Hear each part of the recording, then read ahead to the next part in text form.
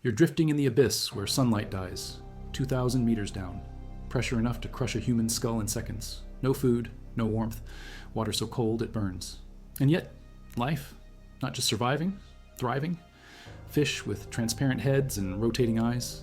Squid that eat garbage and glow in the dark. Jellyfish that literally cannot die. Every rule you know about biology gets shredded down here. How do they do it? What adaptations let them break the laws we thought governed all life on Earth? Which ones are the most bizarre? We know more about the surface of Mars than we do about our own ocean floor, and what we've found down there in the last 20 years alone has rewritten the textbook. Also, this script is researched and factual, using sources from the Monterey Bay Aquarium Research Institute, published in December 2008 in Copeia Journal, showing the barrel-eyes' rotating eyes from research expeditions by the Chinese Academy of Sciences Institute of Deep Sea Science and Engineering, reaching 31,000 feet, and published in Nature in August 2025, and from peer-reviewed studies in Proceedings of the Royal Society B from December 2012, revealing the vampire squid's detritivore diet. These aren't Wikipedia summaries, these are direct observations from submersibles and ROVs operated by working marine biologists. Now back to the information. And it's the only animal on Earth that can completely reverse its aging process. Not slow it down, reverse it. When injured or starving or reaching the end of its life cycle, this jellyfish transforms itself back into a polyp, the juvenile stage, and starts over. The discovery happened by accident in the 1980s. Students Christian Summer and Giorgio Bavistrello at the University of Genoa collected Turritopsis polyps and kept them until medusae were released. They expected the jellyfish to mature, spawn, and die, but when they checked the jar days later, they found newly settled polyps. No fertilization, no larvae. The medusa had simply fallen to the bottom and reverted. The process is called transdifferentiation. Every cell in the jellyfish's body de-differentiates into a stem cell, then redifferentiates into the cell types of a polyp, an entirely new body plan. Researchers Stefano Pirino and Ferdinand Boero published their findings in the Biological Bulletin in 1996. Since then, only one scientist has managed to sustain a Turritopsis colony long-term, Shin Kubota from Kyoto University. Over a 2-year period, his colony rebirthed itself 11 times, 11 cycles. He reported this in 2013. The jellyfish lives worldwide now, found in the Indian River Lagoon in Florida, both coasts of Panama, Japan, the Mediterranean. Genetic studies by Milieta and Lesios, published in 2009, showed populations across the Atlantic and Pacific with remarkably similar DNA. They didn't spread naturally. Ships carried them, ballast water, hulls, silent invasions across every ocean. And here's what keeps researchers awake. If a Turritopsis can theoretically live forever by resetting its biological clock, how many are the same individual? When all your cells get replaced, are you still you? Philosophy meets marine biology at 4 millimeters wide. A genome study by Y. Hasegawa and team in 2022 revealed the genetic mechanisms behind transdifferentiation. Genes related to DNA synthesis are overexpressed. Genes related to cell division are suppressed, quality over quantity. The jellyfish prioritizes genetic fidelity over rapid growth. In humans, the same cellular reprogramming pathways exist, but when they activate in adults, we call it cancer. Kubota sings songs about his jellyfish at conferences. He wants to find the immortality switch. A December 2024 review in Revista Española de Geriatría y Gerontología examined whether humans could harness Turritopsis regeneration for treating age-related diseases. No answers yet, just questions. And one tiny jellyfish that refuses to die. 1,900 feet down off the coast of Australia. This is where the blobfish lives, Psychrolutes marsitus, 12 inches long. And here's the thing no one tells you, that famous photo of a sad pink blob with a droopy face. That's what decompression damage looks like. In its natural habitat, the blobfish looks like a regular fish. At depth, water pressure holds its body together, 60 to 120 atmospheres. That's the weight of a loaded truck pressing on every square inch. A swim bladder would implode instantly, so the blobfish ditched it. Evolution stripped away every feature that costs energy. No muscles to speak of, no bones except a partial backbone. The entire body is gelatinous flesh with a density slightly less than water. It floats just above the ocean floor without moving. Doesn't swim, doesn't hunt, just drifts.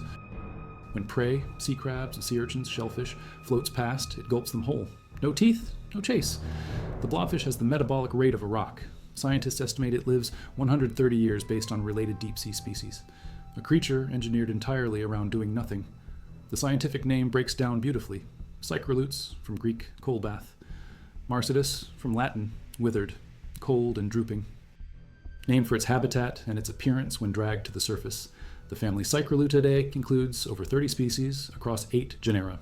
4 distinct species live in Australian waters alone: Ebonania, Australia; Cycrolutes marketus; Cycrolutes occidentalis; Ebonania macquariensis. Each adapted to slightly different depth ranges and temperatures between 600 and 1,200 meters. In 2000, researchers recorded the first blobfish reproduction on the Gorda Escarpment off California. Groups of nests, each nest holding approximately 100,000 pink eggs, brooding blobfish tending them on rocky plateaus.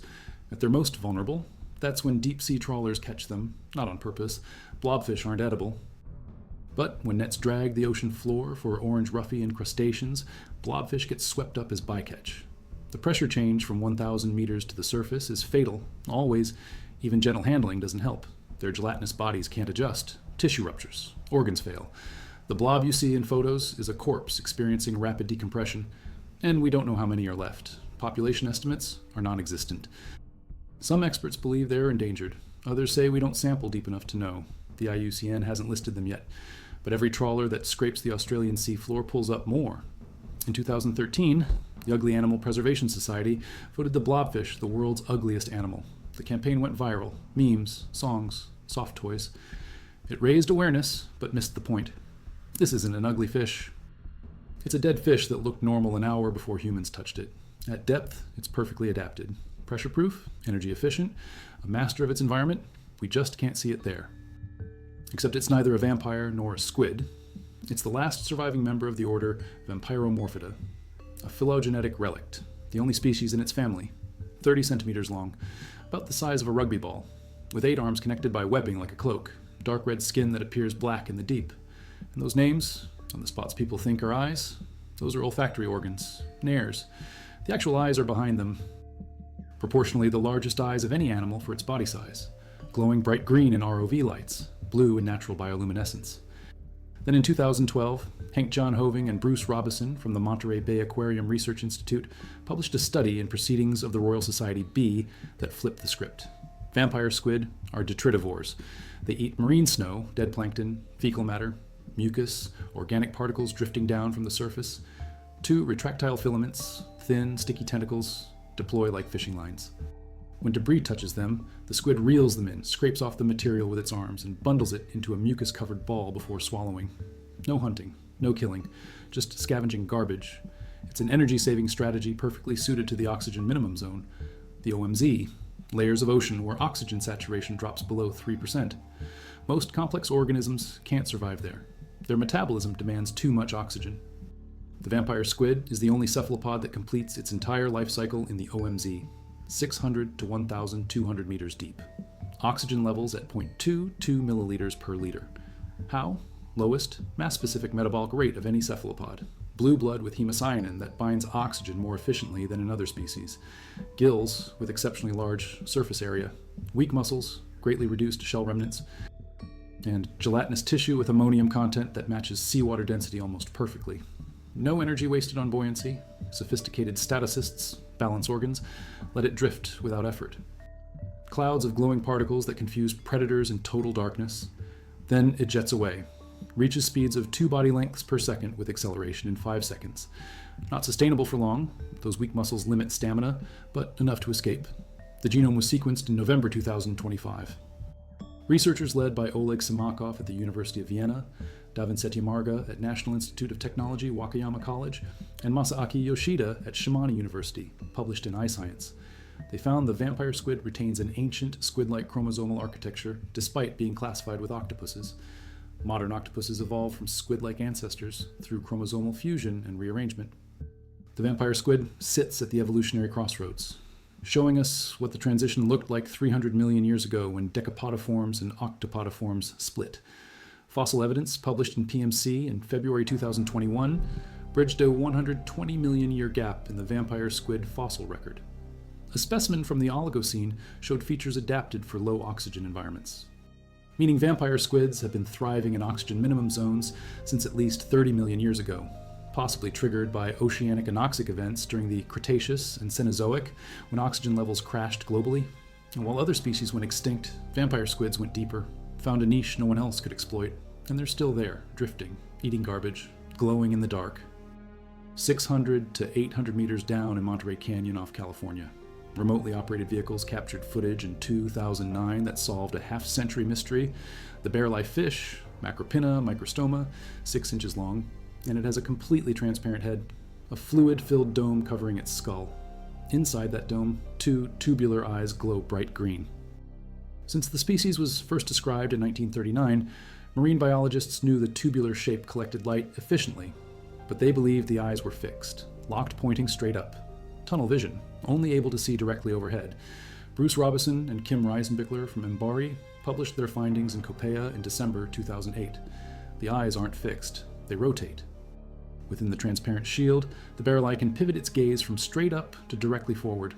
When it spots prey overhead, a drifting jellyfish maybe, eyes up. When it moves into feed, eyes rotate forward. The green lenses aren't just for show, they're tinted with yellow pigment that filters out sunlight from the surface, helps the fish distinguish between ambient light and bioluminescence. Critical for spotting prey in the twilight zone where both exist faintly, the 2 spots above the mouth that look like eyes, olfactory organs, nares, analogous to nostrils. The real eyes are those glowing green tubes inside the dome. 33 feet of trailing tentacles covered in stinging cells, nematocysts. These siphonophores drift like living nets, capturing copepods and small animals.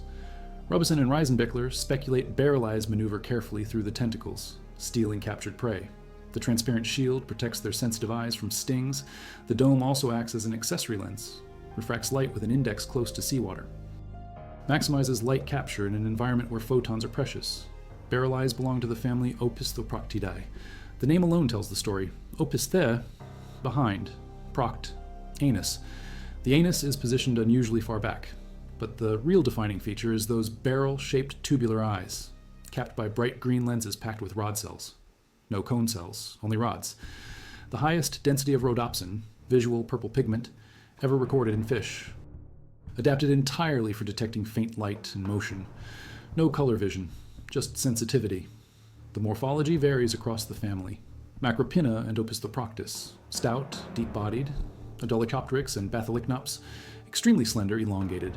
Rhynchohyalus and Winteria, intermediate fusiform shape, but all have those telescoping eyes enclosed in transparent domes. All gaze upward, searching for prey silhouettes against the faintest ambient light. Dolichopteryx longipes does something even stranger.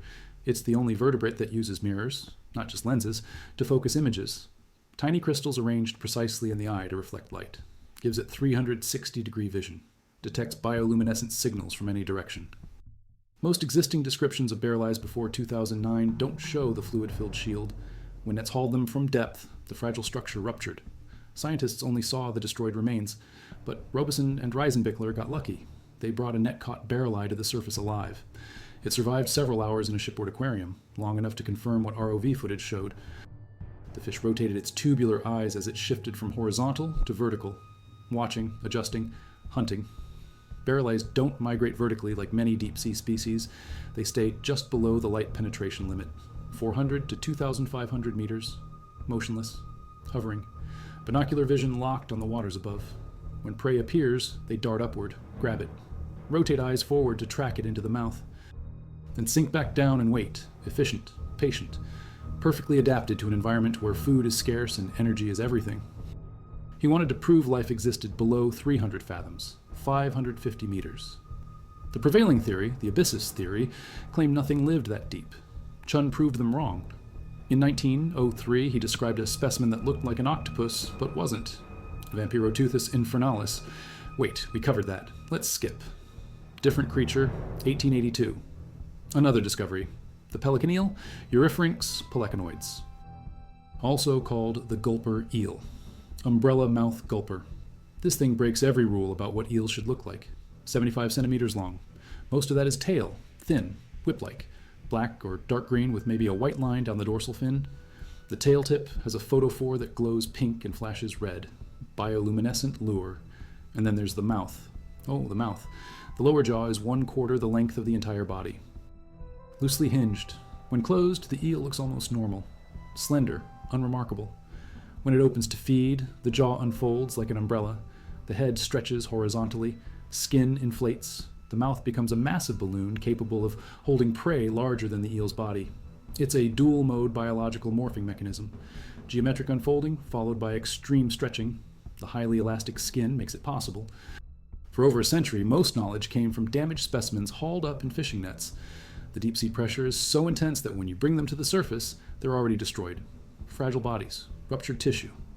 In October 2018, researchers near the Azores made the first direct observation of a living gulper eel. They watched it hunt, constantly moving through the water column, aggressive, searching.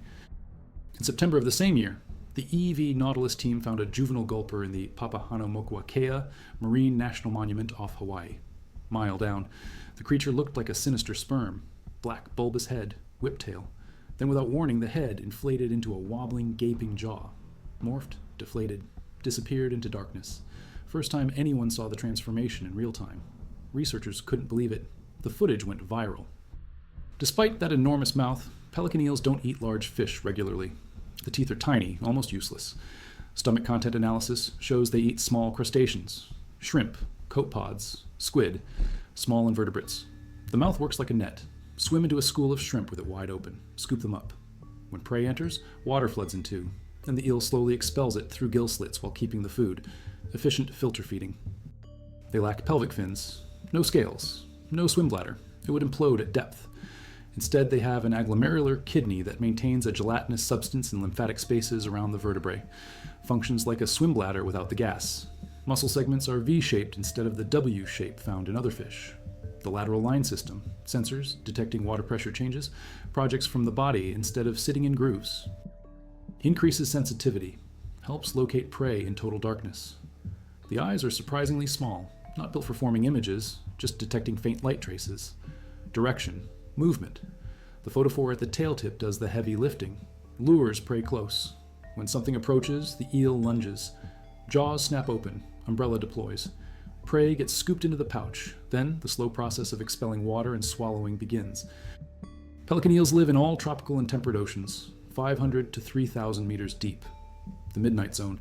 No light except bioluminescence. Temperatures near freezing.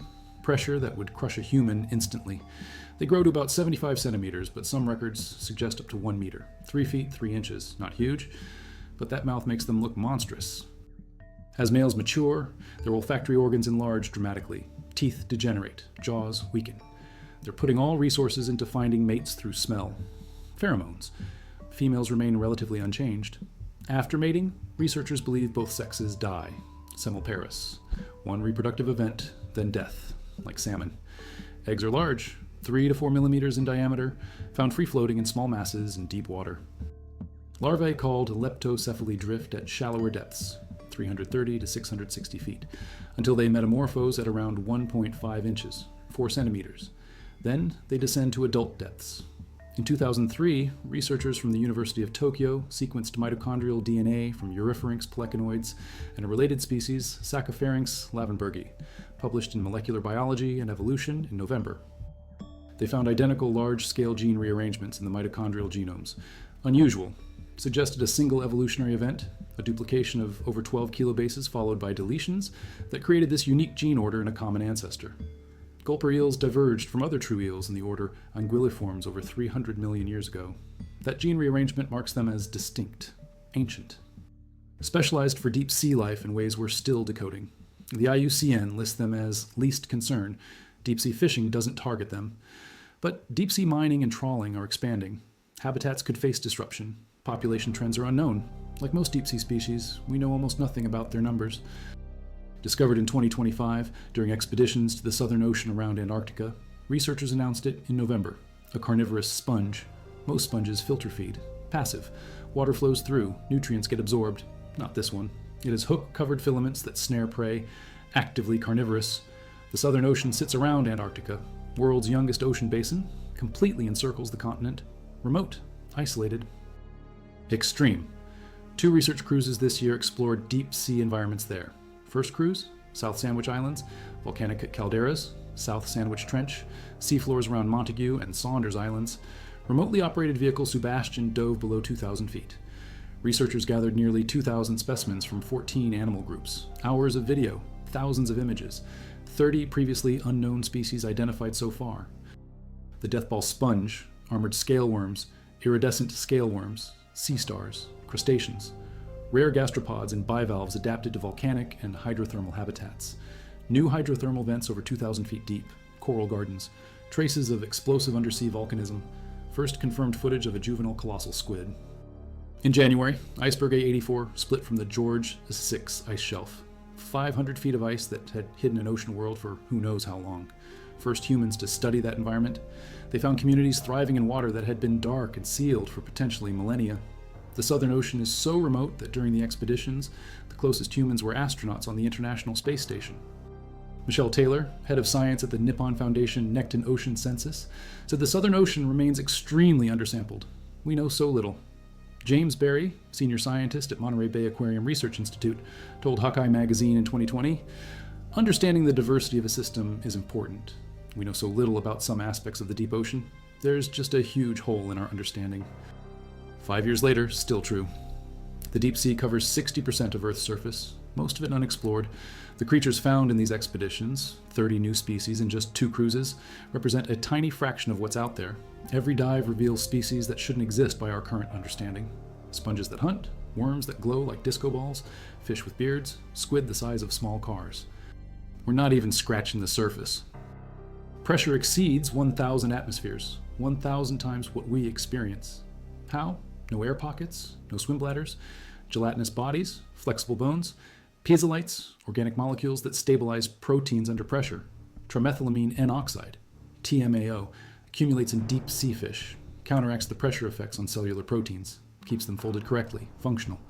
The deeper you go, the more TMAO you find. It's a direct correlation. Pressure increases, TMAO increases, survival mechanism written in chemistry. But in oxygen minimum zones, even that advantage disappears. The OMZ forms where ocean circulation is poor and organic matter, decomposition, consumes oxygen faster than currents can replenish it. Creates layers hundreds of meters thick with less than 3% oxygen saturation. Death zones for most life, but some species evolve to thrive there. Vampire squid, certain jellyfish, specific bacteria. They dominate niches other organisms can't touch. Microbes that turn methane and hydrogen sulfide from seafloor vents into organic compounds. Sugars, energy, base of the food chain, tube worms, mesencephaloides, white centipede-like worms, clams, anemones, snails, all depending on bacteria for survival. Published in Nature, Mengrandu, study author from the Institute of Deep Sea Science and Engineering, said this was the deepest community of chemosynthetic life ever discovered. Challenges long-standing assumptions about life's potential at extreme depths. Methane produced by microbes buried under the seafloor sustains these communities, not dependent on surface food falling down. Self-sufficient ecosystems at the bottom of the ocean. Suggests wildlife communities may be more common in deep trenches than anyone thought. We assumed nothing lived there. We were wrong. Mar del Plata Canyon off Argentina's northeastern coast, 190 miles offshore, 2 converging currents, one salty from the tropics, one cold and nutrient-rich from Antarctica. The canyon funnels and concentrates the waters, creates one of the most energetic oceanic regions in the world. High productivity, remarkable biodiversity, Schmidt Ocean Institute research vessel, Falkor 2. ROV descended 2 miles below surface. Found a gorge plunging nearly twice as deep as the Grand Canyon, crawling with creatures, glass squid with horn-like arms, pale pink lobsters, king crab carrying 100 barnacles, ghostly squid, helmet jellyfish, siphonophores at 1,250 meters, red creatures using camouflage. Red light doesn't travel far in deep sea. Reddish animals appear black, invisible to predators, deep sea coral reefs, sea anemones, sea cucumbers, sea urchins, snails, dozens of suspected new species. Scientists collected specimens for lab analysis, DNA barcoding, sequencing mitochondrial DNA to confirm species status. Jonathan Flores, postdoctoral researcher at Argentina's National Scientific and Technical Research Council, reviewed live-streamed footage. Said discovering multiple candidate new species in a short exploration window isn't unusual in deep-sea research. These ecosystems remain so poorly sampled. Every expedition finds new life. Sea stars, crinoids perched on glass sponges creating habitats like coral reefs do in shallower water. Between seeps and canyons, even stranger finds, sea pigs, translucent telescope octopuses, creatures that look like fever dreams. Each expedition reveals more. The deep ocean isn't empty, it's teeming, just hidden, just unexplored. Deep-sea trawling scrapes the ocean floor, destroys habitats that took millennia to form. Deep-sea mining is starting, extracting rare minerals, disturbing ecosystems we don't understand. Pollution reaches the deepest trenches, plastic in the Mariana Trench, chemical contamination in Hadal zones. Climate change is warming surface waters, pushing species deeper, altering circulation patterns, expanding oxygen minimum zones. Acidification from absorbed carbon dioxide affects shell-forming organisms, corals, mollusks, entire food webs. The deep sea acts as Earth's carbon sink, the biological carbon pump. Organisms like vampire squid capture carbon in marine snow and lock it away in the depths. That regulates climate, keeps atmospheric carbon in check. Disrupt the deep ocean, and you disrupt the entire planet's climate system. We depend on creatures we've never seen, living in places we've barely explored, performing functions we don't fully understand. One of the first monoplacophora to have a high-quality genome published from holotype specimen, carnivorous bivalve Myanera aleutiana, detailed anatomical study, popcorn-like parasitic isopod Spinther bonorum, tusk shell Levidentalium weisei, collected from over 5,000 meters with sea anemone attached to its anterior side. Relationship never before documented in that genus. These species were discovered through global collaboration.